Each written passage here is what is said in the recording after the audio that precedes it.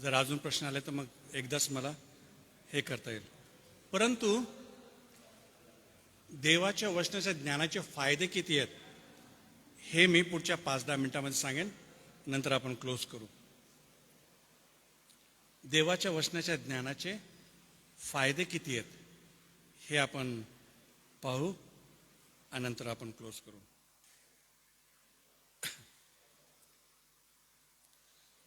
Benefits of knowledge of God हे हा section घेणार आहोत, शेवटच्या पानावरचा. देवाच्या वचनाचं ज्ञान याचे फायदे काय. सर्वात पहिला अनुवाद याचा 29वा अध्याय आणि 9वे वचन. अनुवाद 29:9. अनुवाद 29:9. तुम्ही जे काही कराल त्यात तुम्हाला यश मिळावे म्हणून या कराराची वचने काळजीपूर्वक पाळा. ह्या कराराची वचने जो काळजीपूर्वक पाळल त्याला यश मिळेल.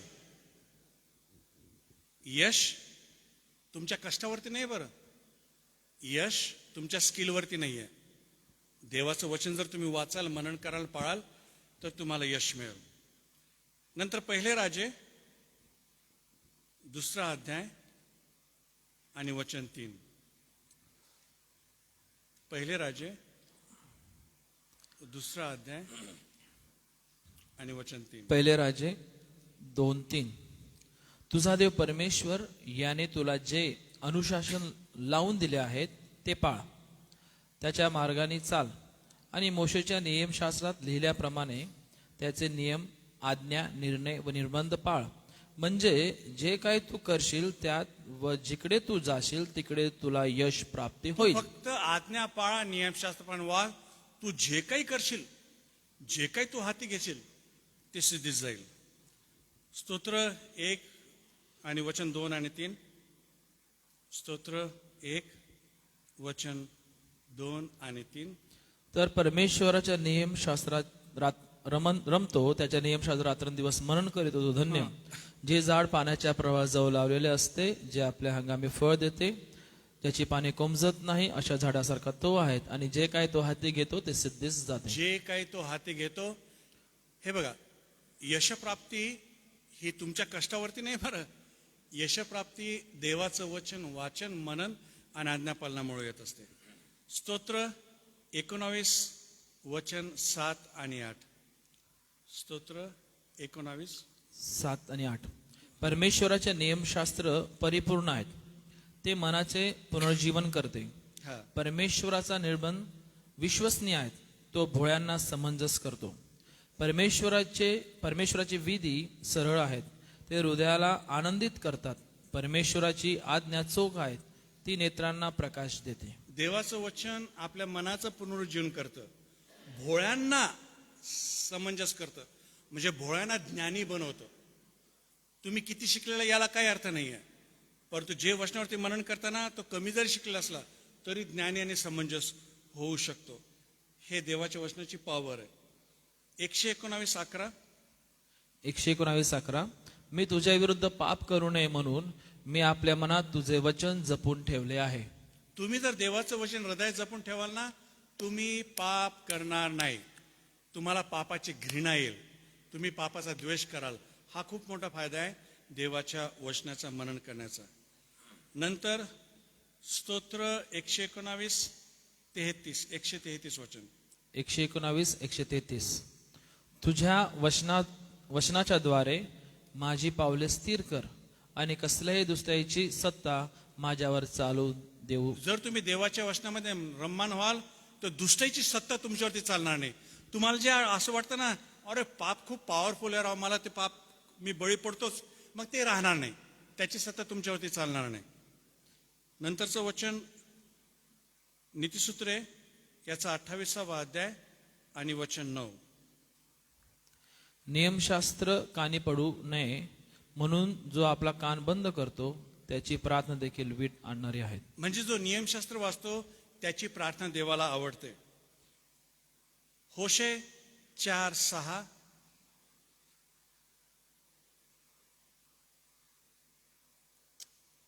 होशे 4:6 ज्ञानाच्या अभावी माझ्या लोकांचा नाश झालाय.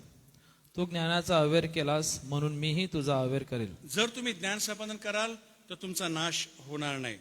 हा फायदा आहे. मत्ते 22:29.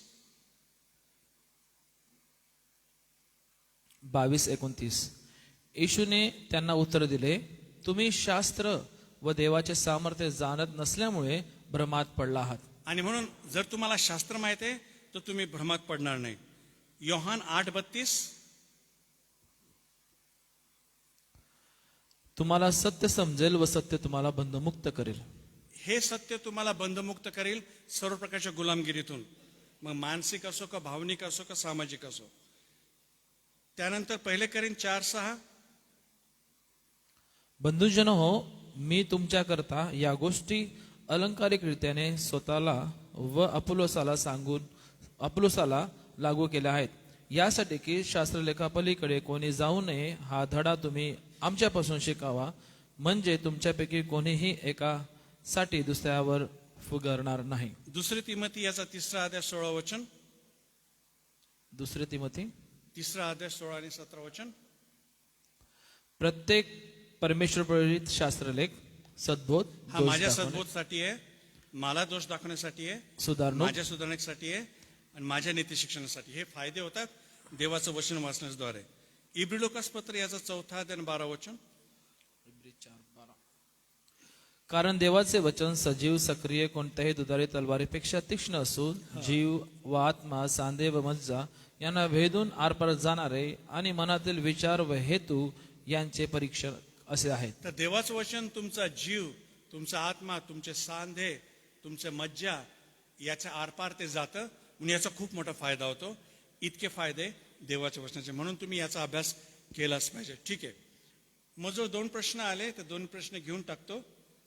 दाविदाने जे बेतशेबा सोबत व्यभिचार केला त्याच्या बाबतीमध्ये आहे की मग त्याने व्यभिचार केला, त्याने तारण गमावलं का? आणि त्याने असं म्हटलं की तारण एकदाच होतं. तारण एकदाच होतं, पश्चाताप पण एकदाच होतो, परंतु पापक्षमा वारंवार होऊ शकते. जर तुम्ही पाप कबूल केलं तर पापक्षमा होऊ शकते. ते आपण सकाळी पाहिलेलं आहे. त्याने तारण वगैरे काही गमावलं नाही. अशुद्ध आत्मे कोणते जे मनुष्यावर नियंत्रण करतात, अशुद्ध आत्मे कोणते मला नाही माहीत, परंतु अशुद्ध आत्मे आहेत. येशू ख्रिस्ताने अशुद्ध आत्मे काढले, येशूच्या शिष्याने अशुद्ध आत्मे काढले. ते कुठून येतात, काय येतात मला नाही माहीत, आणि बायबल त्याच्याविषयी काही एवढं काही सांगत नाही, म्हणून मला पण काही सांगता येणार नाही. बायबलमध्ये जे लिहिलेलं नाही आहे त्याच्याविषयी आपण काही त्याच्यावर जास्त काही बोलायचं नाही आहे, कारण बायबलच काही बोलत नाही तर आपण पण काही बोलायचं नाही. कारण एकाने मला प्रश्न विचारला होता की कायनाची बायको कोण होती. आता मला काय माहित कायनाची बायको कोण होती. ठीक आहे, काहीन का माझा नातेवाईक नव्हता ना, मला काय माहित आहे, आणि बायबल का पण काही सांगत नाही. परंतु एक अंदाज आहे की त्या काळामध्ये एकच फॅमिली होती.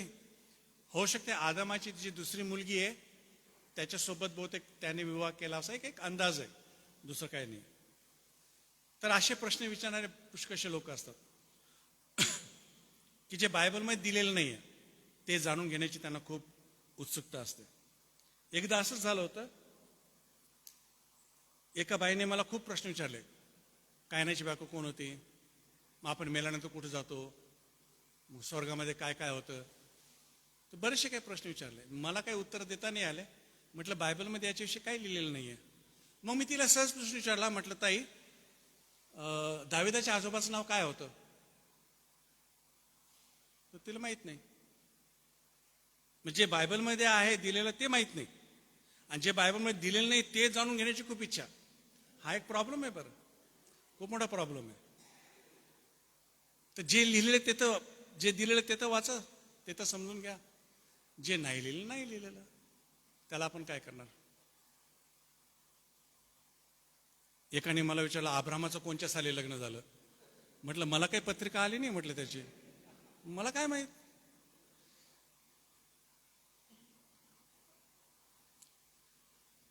तर एनिवे, अजून काही कोणाचे प्रश्न असेल तर लिखित स्वरूपात तुम्ही देऊ शकता. बरं, आता शेवटचे काही 2-3 मिनिटं मी घेणार आहे.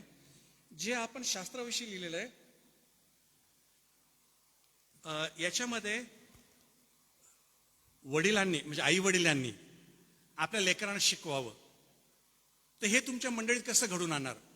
कोणी पालकाने काही विचार केला कधी की आई वडिलांनी आपल्या लेकरांना शिकवावं? याच्या तुमच्या मनामध्ये काय प्लॅन आहे, काय योजना आहे? तुम्हाला काय वाटतं की तुम्ही वापस जाऊन काय कराल? कसं ते घडून आणाल की प्रत्येक आई वडिलांनी लेकरांना शिकवलंच पाहिजे?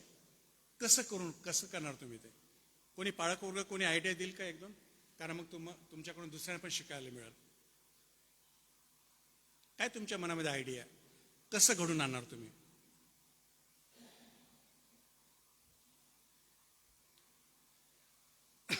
काही पण आयडियाज सांगा, त्याचा फायदा तरी होईल, दुसरे तरी ऐकतील, त्यांना काहीतरी गायडन्स वगैरे मिळेल. काहीतरी बोला की ते आई वडिलांकडून तुम्ही कसं करून घ्याल की त्यांनी त्यांच्या लेकरांना शिकवावं म्हणून.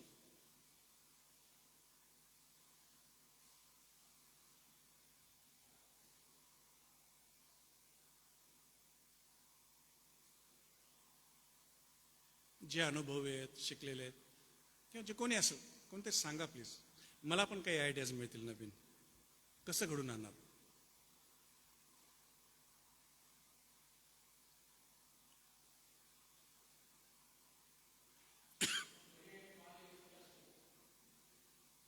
हा, हो, करेक्ट, हो, हो, हो, हो. मग हे कसं घडून आणायचं मंडळीमध्ये? मग त्यासाठी वडिलांचा काय प्लॅन आहे डोक्यामध्ये? जे मंडळीचे वडील आहेत ना आणि पाळक वर्ग, तुमच्या मनात काय प्लॅन आहे की हे कसं तुम्ही घडून आणाल? काय करणार तुम्ही? हा, पहिले स्वतः ज्ञान संपादन करणं गरजेचं आहे. म्हणजे जर मंडळीला तुम्हाला अप्लाय करून दाखवायचं आहे हा, तर पहिले स्वतःला शिकावं हा. लागतं. तुम्ही पाळक आहे ना, एल्डर नाही, तुम्हाला तर करायचंच आहे. मी काय म्हणते, जे मंडळीत लोक बसतात ना, जे आई वडील आहेत, त्यांनी त्यांच्या लेकरांना शिकवण्यासाठी कसा प्रोग्राम बनवाल? काय कराल तुम्ही? तुमच्या मनामध्ये काय प्लॅन आहे?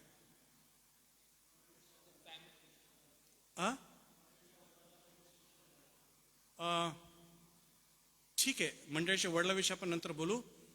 जे आई वडील बसतात ना पुलपीट याच्यावरती,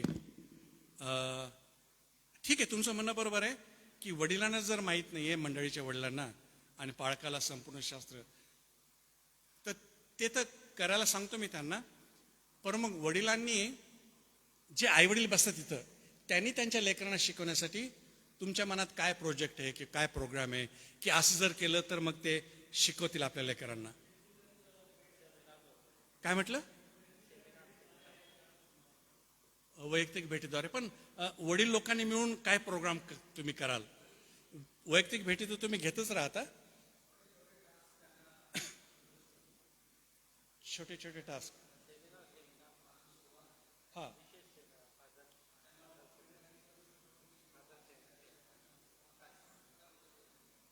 ओके. तर हे एक सजेशन आलेलं आहे. Yes sir. जर आपण वडिलांचं साधा पाठांचं सेमिनार होता, वडिलांचं वन डे सेमिनार घेऊन आता टेक्नॉलॉजीचा उपयोग आपण करतो. हां, जर ग्रुप तयार करून त्यांचे जर क्लासेस सुरू केले, त्याद्वारे पण त्यांना आपण प्रशिक्षण देऊ शकतो. ओके. तर हे एक सजेशन आहे. दादाचं पण एक सजेशन आहे. यांचं असं म्हणणं आहे की जे सगळे बाप आहेत ना, आदम लोक, त्यांना पकडायचं आणि त्यांना बसवायचं आणि त्यांना सांगायचं, हे बाबा तुझं काम आहे, पुढच्या 6 महिन्यात सगळं बायबल शिकव आपल्या लेकरांना, तूही शिक, लेकरांना पण शिकव, किंवा पुढच्या 1 वर्षामध्ये. आणि मग त्यांची प्रोग्रेस नोट करत राहायची. तुम्ही जे म्हटलं व्हिजिट करायची, तर व्हिजिट करून विचारा कुठपर्यंत आलं तुमचं, कुठपर्यंत. हे इंटेन्शनली करावं लागेल आणि फोर्सफुली करावं लागेल. पण याचा खूप फायदा होईल मग नंतर. अजून काही सजेशन?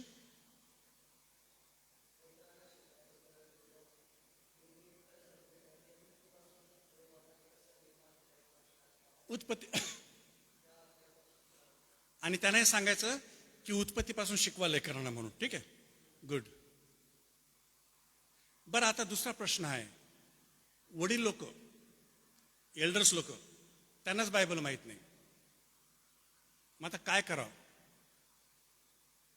आणि क्वालिफिकेशन तर हे आहे की त्यांना वचन ज्ञान माहीत असलं पाहिजे आणि शिकवता आलं पाहिजे, ह्या दोन गोष्टी.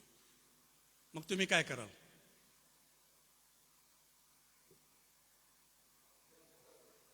हं?